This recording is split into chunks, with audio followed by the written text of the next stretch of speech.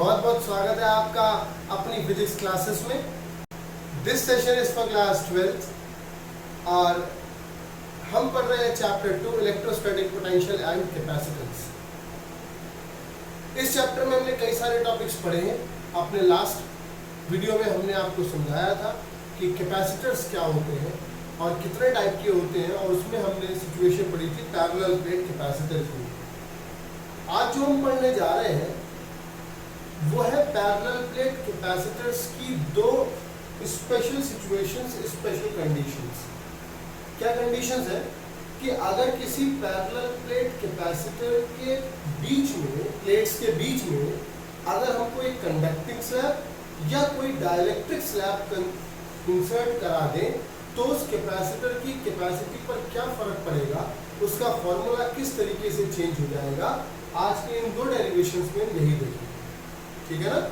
तो चलिए शुरुआत करते हैं। Capacity of a parallel plate capacitor when a conducting slab is inserted between the plates. Topic को शुरुआत करने से पहले थोड़ा सा मोटिवेटेड होना जरूरी है, तो उसके लिए मैं दो लाइनें आपके लिए अर्ज करना चाहता हूं कि सोचने से कहाँ मिलते हैं तमन्नाओं के शहर।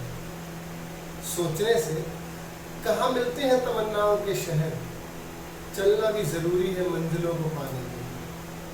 तो देखिए, चलते रहिए, है ना? चलते चलते चलते चलते हम अपने सिलेबस को पूरा कर लेंगे और हम तैयार हो जाएंगे बोर्ड एग्जाम्स के लिए। ठीक है ना? चलिए, सबसे पहली बात तो पैरेलल प्लेट कैपेसिटर की कैपेसिटी का डेरिवेशन अगर आपको डिराइव करना है, चाहे वो सिचुएशन कोई सी भी हो। हमने पिछले डेरिवेशन में ये देखा था कि अगर हमको कैपेसिटर की कैपेसिटी का फॉर्मूला डिराइव करना है, चाहे वो पैरेलल प्लेट हो या किसी और के लिए भी हम करेंगे, तो हमको एक बात ध्यान रखनी है कि C is equals to Q upon V, जो बेसिक फॉर्मूला है, इसका हम यूज करेंगे। और इस फॉर्मूले में जो वोल्टेज यानी कि पोटेंशियल डिफरेंस V है, उसकी वैल्यू को हम लोग potential gradient of electric field के फॉर्मूले से रिलेट करके कैलकुलेट कर लेंगे। और कैलकुलेट करने के बाद में इसी फॉर्मूले में यानी C is equals to Q upon V वाले फॉर्मूले में यूज करके और कैपेसिटी डिराइव कर सकते हैं। ठीक है? यहाँ पर भी हम एग्जैक्टली यही करने जा रहे हैं। पहले फिगर समझेंगे। फिगर क्या है कि we have considered a parallel plate capacitor, each of plate area A and the separation between the plates is D. ठीक है?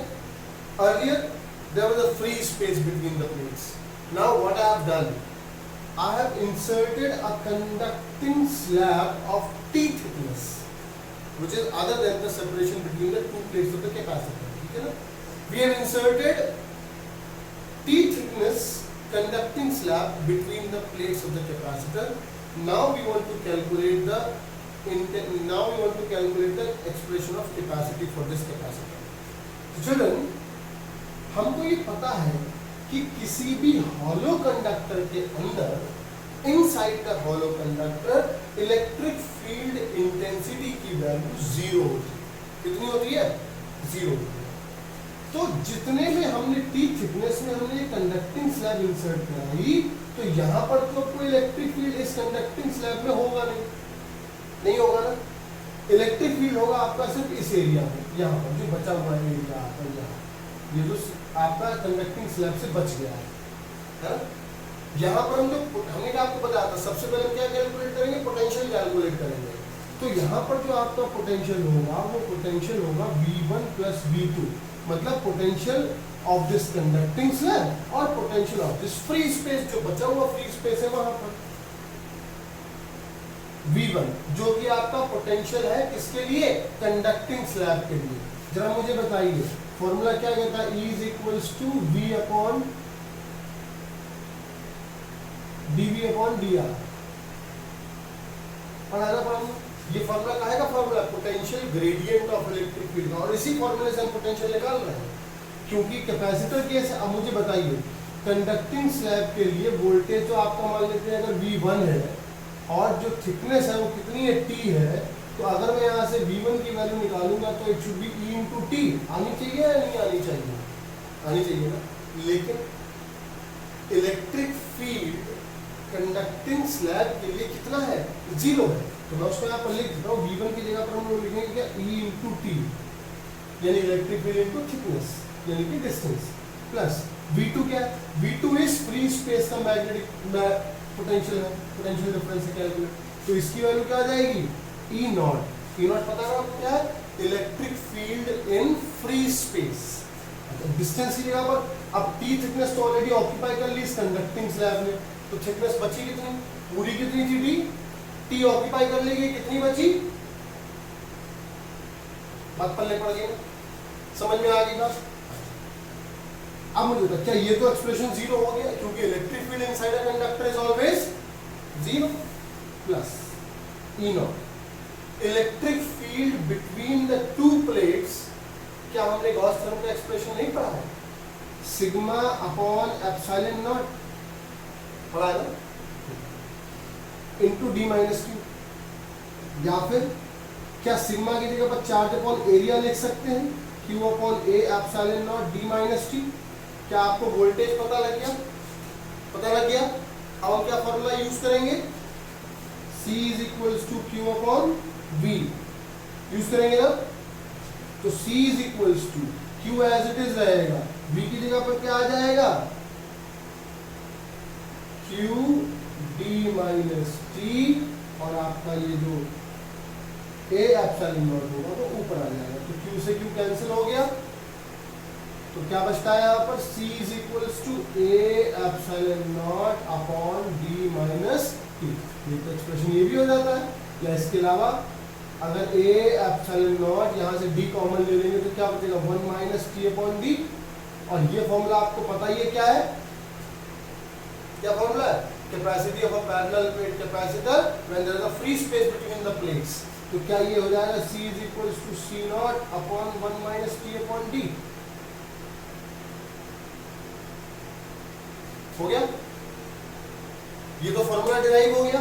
क्वेश्चन कैसे बनता है इस पर, पहले एक बार जल्दी से फॉर्मूला फिर से समझ लेते हैं, फिर समझाते हैं कि इस पर क्वेश्चन कैसे बन सकता है ना। देखिएगा, हमने एक्सप्रेशन कैलकुलेट करना है capacity of a parallel plate capacitor when a conducting slab is inserted between the plates. सबसे पहले मैंने आपको बताया कि हमको अगर कैपेसिटी किसी कैपेसिटर की डिराइव करनी है तो हमको वोल्टेज का एक्सप्रेशन डिराइव करना पड़ेगा। और वोल्टेज के एक्सप्रेशन के लिए इस सिचुएशन पर हमारे पास दो वोल्टेजेस आते हैं निकल करके, जहां पर हमको वोल्टेजेस कैलकुलेट करने हैं। एक तो वोल्टेज आपका आता है उस कंडक्टिंग स्लैब के लिए जो हमने यहाँ पर इंसर्ट कराई है, और दूसरा पोटेंशियल आता है उस फ्री स्पेस के लिए जो कि उस कंडक्टिंग स्लैब के अलावा जो पोर्शन बचता है, जो जगह बचती है वहां। ठीक है, तो वोल्टेज हमने जब दो जगह V1 मान लिया हमने, वोल्टेज आपका है किसी कंडक्टिंग स्लैब के लिए, और V2 जो आपका वोल्टेज है वो फ्री स्पेस के लिए हो गया। तो V is equals to total voltage कैसे निकालते हैं, अलजेब्रिक सम से। V is equals to V1 plus V2। V1 plus V2 में V1 की जगह पर क्या आएगा, पोटेंशियल ग्रेडियंट का फॉर्मूला यूज करेंगे, E इंटू थिकनेस या E इंटू डिस्टेंस। तो किसके लिए निकाल रहे हैं हम लोग, कंडक्टिंग स्लैब के लिए, जिसमें इलेक्ट्रिक फील्ड हमने क्या लिखा है, E लिखा है, और उसकी थिकनेस कितनी है, T है, तो E इंटू टी हो गया, प्लस V2 आपका क्या है, potential in that free space. ये जो आपको दिखाई पड़ रहा है फ्री स्पेस, यहाँ इस फ्री स्पेस में पोटेंशियल कितना है, इसके लिए फॉर्मूला क्या आ जाएगा, E नॉट हमने इसलिए लिखा है ताकि आपको कोई कंफ्यूजन ना हो। इलेक्ट्रिक फील्ड फ्री स्पेस के लिए हमने E नॉट को रिप्रेजेंट किया है। अब डिस्टेंस कितनी बचती है, टोटल सेपरेशन था D, T थिकनेस ऑक्यूपाई हो गई कंडक्टिंग स्लैब की वजह से, तो डिस्टेंस बचती कितनी है, D माइनस टी बचेगी यहाँ पर। तो V2 यानी कि उस फ्री स्पेस के लिए जो वोल्टेज की वैल्यू हो जाएगी E not into D minus T. अब समझिएगा, ये इलेक्ट्रिक फील्ड तो है 0, किसी भी कंडक्टिंग स्लैब के अंदर इलेक्ट्रिक फील्ड इंटेंसिटी की वैल्यू 0 होती है। ठीक है ना, क्योंकि चार्ज 0 होता है, तो इलेक्ट्रिक फील्ड 0 हो गया। यहाँ पर E नॉट यानी कि ये आपका electric field the free space between the two plates, जिसमें surface charge density is equal and opposite है, क्योंकि ये कैपेसिटर है। इस सिचुएशन पर एक्सप्रेशन ऑफ इलेक्ट्रिक फील्ड क्या आएगा, sigma upon epsilon not D minus T, जो कि बची हुई डिस्टेंस है। सिग्मा के यहाँ पर Q अपॉन A यानी कि वोल्टेज की वैल्यू निकल करके आ गई। हमने फॉर्मूला यूज किया C equals to Q upon V, V की जगह पर इस वैल्यू को यूज कर लेंगे and will get the expression of capacity of a parallel plate capacitor when a dielectric slab when a conducting slab is inserted between the plates. अब question मैंने आपसे कहा था कि बताता हूं मैं कैसे आता है। मान लीजिए क्वेश्चन में दिया जाए कि एक कंडक्टिंग स्लैब को इंसर्ट कराया गया है जिसकी थिकनेस प्लेट सेपरेशन की हाफ है, प्लेट सेपरेशन की हाफ है, तो क्या इस फॉर्मूले में C is equal to c not upon 1 minus t की जगह पर d/2 पुट किया जाएगा? भाई इस t की जगह पर कितना पुट करोगे? आप d/2 ही तो पुट करोगे। क्या कहा गया है? सेपरेशन कितना है, सॉरी कंडक्टिंग स्लैब की थिकनेस कितनी है? सेपरेशन की हाफ है, तो t की जगह पर d/2 यूज कर दोगे, तो क्या ये आपका हो जाएगा C is equal to c not upon 1 minus 1/2, d से d कैंसिल हो गया, 1/2, 1 में से 1/2 बचेगा, आपका कितना हो जाएगा? C नॉट अपॉन 1/2, 1/2 का 2 ऊपर पहुंच जाएगा, C is equal to 2C not. देखिए ना कितना इंटरेस्टिंग कांसेप्ट निकल करके आया है। अगर किसी कंडक्टिंग स्लैब को आप इंसर्ट करा दो between the plates of the capacitor, तो जिसकी थिकनेस उस प्लेट सेपरेशन की हाफ हो, तो देखिए कैपेसिटी पर क्या फर्क पड़ गया। इस टाइप से क्वेश्चन जो है वो निकल करके आते हैं, तो ये डेरिवेशन भी इंपॉर्टेंट है और इस पर बेस्ड क्वेश्चन भी है वो आ सकते हैं। अब हम अगला डेरिवेशन समझने चलते हैं जो कि डाइलेक्ट्रिक स्लैब के लिए था, ये कंडक्टिंग के लिए, अब है हमारा डाइलेक्ट्रिक के लिए। हमने आपको समझाया था ना कि डाइलेक्ट्रिक का रोल कहाँ पर आएगा, तो उस कैपेसिटर में डाइलेक्ट्रिक का रोल आएगा। आई होप आप सभी ने पढ़ लिया होगा कि डाइलेक्ट्रिक्स क्या होते हैं, पोलर डाइलेक्ट्रिक्स क्या होते हैं, या डाइलेक्ट्रिक नॉन पोलर डाइलेक्ट्रिक्स क्या होते हैं, उनको कंडक्टिंग के लिए कैसे यूज किया जा सकता है।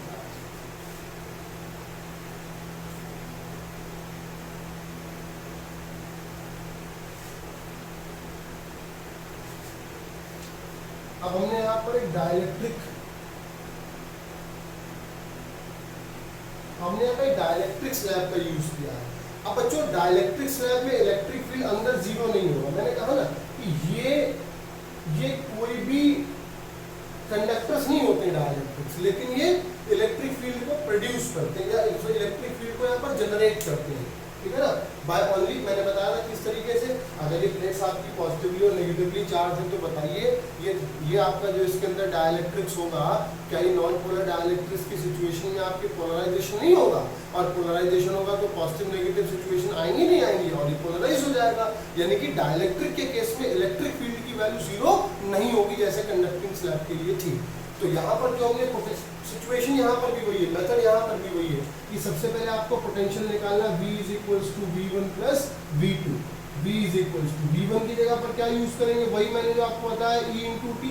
सिचुएशन यहाँ पर भी वही है, डाइलेक्ट्रिक स्लैब हमने कंसीडर करी है जिसकी थिकनेस कितनी है, T है, तो ये हो जाएगा E into T plus V2 की जगह पर क्या हो जाएगा, E not into D minus T, वही फ्री स्पेस के लिए।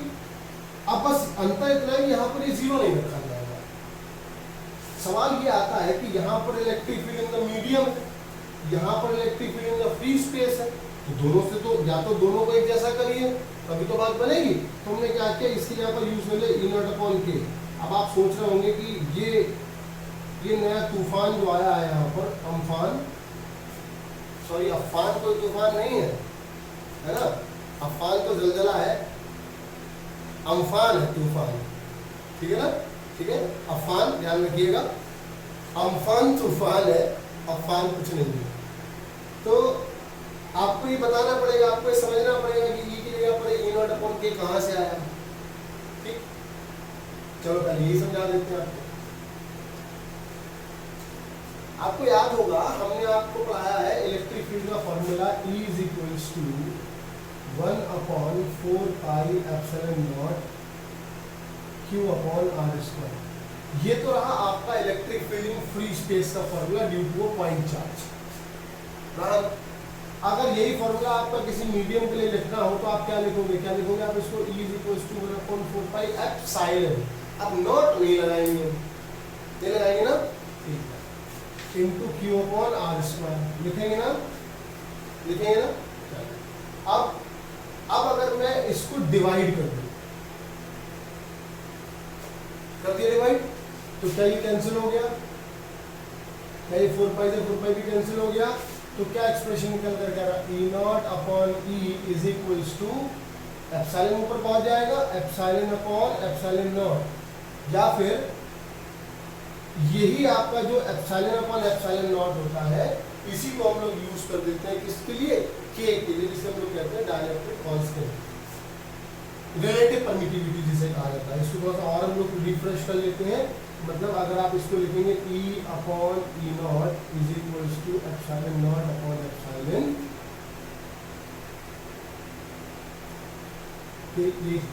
ये देखिए E not upon e is equals to, यही आपका एप्सिलॉन अपॉन एप्सिलॉन होता है K।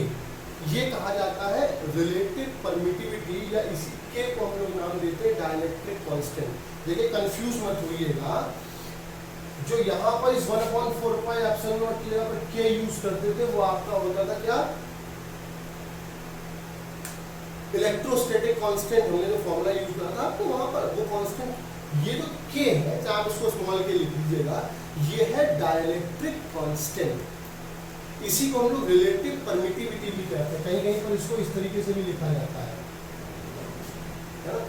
तो अगर मुझे बताइए ये एप्सिलॉन अपॉन एप्सिलॉन नॉट की वैल्यू K है, तो क्या E नॉट अपॉन E की वैल्यू K होगी, तो यहाँ से अगर मुझे E की वैल्यू निकालनी पड़ेगी तो क्या ये E नॉट अपॉन K नहीं आएगी। देखिए E की value E not upon K नहीं आएगी। यानी कि मेरा कहने का मतलब सिर्फ यहाँ पर इतना ही है कि अगर इलेक्ट्रिक फील्ड इन मीडियम आपको कैलकुलेट करना है in terms of electric field in free space, तो आप डाइलेक्ट्रिक कांस्टेंट की मदद से, ये वही डाइलेक्ट्रिक कांस्टेंट है जो डाइलेक्ट्रिक आपने यहाँ पर इंट्रोड्यूस कराया है, उसकी एक कांस्टेंट वैल्यू होगी कि वही K को रिप्रेजेंट कर रहा है। तो यहाँ पर आपका E की जगह पर आ जाएगा E नॉट अपॉन K। अब देखिए क्या E नॉट को कॉमन लिया जा सकता है, तो V इज इक्वल्स टू, मैंने E नॉट को कॉमन ले लिया तो अंदर बचेगा आपका क्या T अपॉन K प्लस का D माइनस T बच रहा है ना।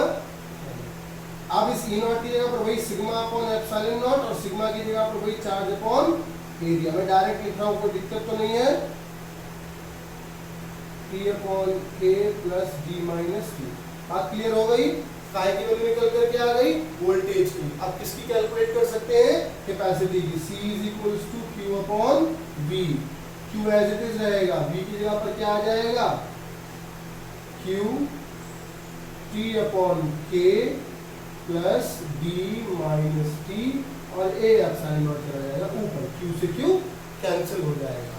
तो C is equals to A epsilon not upon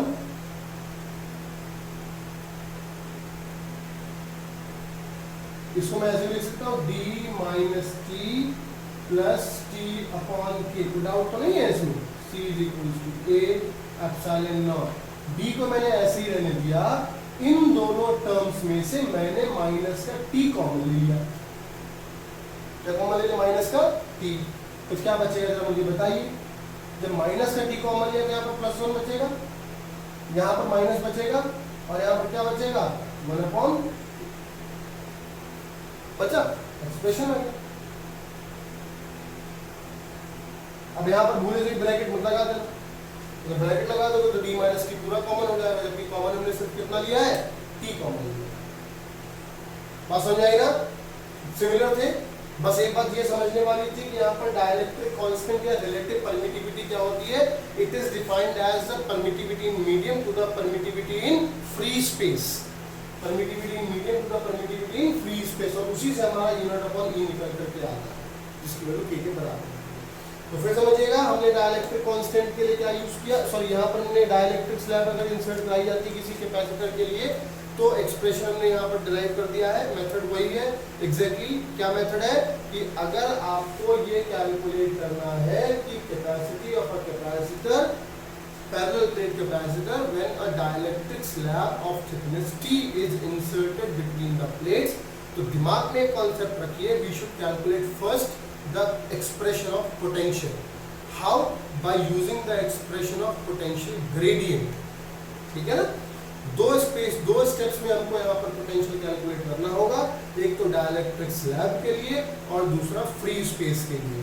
dielectric slab के लिए अगर हम लोग एक्सप्रेशन ऑफ पोटेंशियल कैलकुलेट करेंगे तो क्या आ जाएगा, E into thickness of the capacitor. यहाँ पर भी क्वेश्चन वैसे ही बन सकता है कि अगर क्वेश्चन में दे दिया जाए कि अगर किसी डाइलेक्ट्रिक स्लैब की थिकनेस जो आपकी वो हाफ हो जाए एक्चुअल सेपरेशन की, 1/3 हो जाए एक्चुअल सेपरेशन की, तो किस तरीके से कैपेसिटी में बदलाव आते हैं, है ना। एक्चुअली ये दोनों डेरिवेशन सिर्फ कराए ही इस वजह से गए हैं कि अगर किसी भी कैपेसिटर की कैपेसिटी को आप चेंज करना चाहते हो then by introducing a dielectric slab easily it can be done. ठीक है। और जनरल कॉन्सेप्ट में भी यही होता है कि हम कैपेसिटर्स के प्लेट्स के बीच में माइका शीट का या किसी डाइलेक्ट्रिक का यूज करते ही करते हैं, जिससे कि उसकी कैपेसिटी को चेंज किया जा सके, इम्प्रूव किया जा सके, है ना। तो फिर हम आ जाते हैं पर एक्सप्रेशन पर। सबसे पहले हमने पोटेंशियल कैलकुलेट किया है किन किन जगहों पर। एक तो आपका डाइलेक्ट्रिक स्लैब के लिए, दूसरा फ्री स्पेस के लिए। डाइलेक्ट्रिक स्लैब के लिए इलेक्ट्रिक फील्ड इनटू टी आएगा, फ्री स्पेस के लिए E naught into D minus T आएगा। अब how to change E into E naught as I told you by using the phenomena of dielectric constant या relative permittivity का। तो यहाँ पर क्या आ जाएगा, ई की जगह पर ई नॉट अपॉन के आ जाएगा। जिन लोगों को ये समझने में डाउट लगे वो इतना पोर्शन भी कहीं ना कहीं कोने में लिखिए, है ना, as a note point. E not upon के हो गया। अब ई नॉट और ई नॉट कॉमन आ जाएगा, यहाँ पर बचेगा टी अपॉन के प्लस का D minus T. E not की जगह पर वही गॉस थ्योरम का स्पेशल केस, दो शीट्स के लिए बीच में इलेक्ट्रिक फील्ड की इंटेंसिटी कितनी आती है, सिग्मा अपॉन एप्सिलॉन नॉट आती है, और सिग्मा को चार्ज अपॉन एरिया में मैंने चेंज कर दिया। वोल्टेज की वैल्यू निकलने के बाद में हमने इस वोल्टेज की वैल्यू को किस फॉर्मूले में यूज किया, C equals to P upon V में। V के एक्सप्रेशन को यहाँ पर यूज किया, Q से Q कैंसिल हो जा रहा है और कैपेसिटी पर कैपेसिटर निकल करके आती है C equals to A epsilon not upon D minus T within bracket 1 minus 1 upon K। आज हमने जो एक्सप्रेशन पढ़े वो पढ़े किसके लिए, कैपेसिटर के स्पेशल केसेस पढ़े, जिसमें कि हमने जाना कि अगर किसी पैरेलल प्लेट कैपेसिटर की प्लेट्स के बीच में कोई कंडक्टिंग स्लैब या कोई डाइलेक्ट्रिक स्लैब को इंसर्ट करा दिया जाए तो उस सिचुएशन पर उस कैपेसिटर की कैपेसिटी किस तरीके से मैनिपुलेट करी जा सकती है, ये इन दोनों डेरिवेशंस के मेथड से हमने जाना। ठीक है ना, कौन से दो मेथड से, कि when a conducting slab is inserted between the plates of the capacitor, और we can also introduce a dielectric slab between the plates of a parallel plate capacitor. और इन दोनों के अलग अलग एक्सप्रेशंस को हमने डिराइव किया। बात समझ आ रही है। अब इस चैप्टर में बचते हैं दो बहुत ही इंपॉर्टेंट से टॉपिक, और इसके बाद में आपका ये चैप्टर भी फिनिश हो जाएगा। और वो आपके टॉपिक्स हैं, एक तो कॉम्बिनेशन ऑफ कैपेसिटर्स, और दूसरा आपके पास टॉपिक है energy stored in a capacitor. मैं आपको बता दूं, अगर आपको कॉम्बिनेशन ऑफ कैपेसिटर्स पढ़ने हैं तो my dear children you should remember the concept of that resistance also which you have studied in class 10, है ना।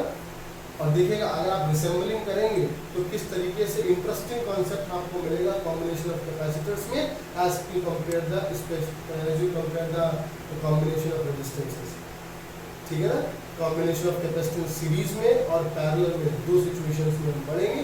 और इसके कई सारे न्यूमेरिकल्स भी एग्जाम में आ जाते हैं कॉम्बिनेशन ऑफ कैपेसिटर्स के, इंक्लूडिंग रेजिस्टेंस या सेपरेशन ऑफ रेजिस्टेंस के साथ में।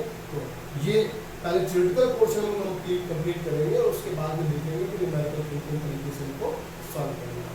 तो आज के लिए सिर्फ इतना ही। मैं आपसे कहूँगा कि you should revise each and every topic, whatever I am telling you, whatever I am teaching you. Children, this is a period, again I am telling you, again I am reminding you, this is a period which is very crucial, okay, and in this time period if we utilize it then it will be very very beneficial for us. खूब पढ़िए, खूब समझिए, है ना। जो भी doubts आपके आते हैं आप जरूर मुझसे डिस्कस करिए, चाहे आप मुझसे व्हाट्सएप ग्रुप में डिस्कस कर लीजिए, चाहे ऐप के थ्रू डिस्कस कर लीजिए, चाहे आप इसी वीडियो के कमेंट्स में अपने डाउट्स को लिख करके मुझसे भेज सकते हैं। कई बच्चों ने मुझको अपने डाउट्स भेजे हैं, मैंने पूरी कोशिश की उन डाउट्स को क्लियर करने की। अगर स्टिल आपके पास कोई डाउट्स रह जाता है तो you are most welcome, please ask, और आप पूछेंगे तभी जब आप पढ़ेंगे। ठीक है ना, तो आज का सेशन मैं यहीं पर फिनिश करता हूँ।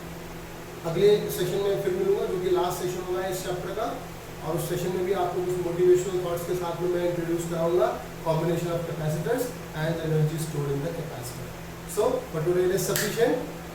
Stay healthy, stay safe, stay home, okay, keep revising, keep motivating. Thank you very much for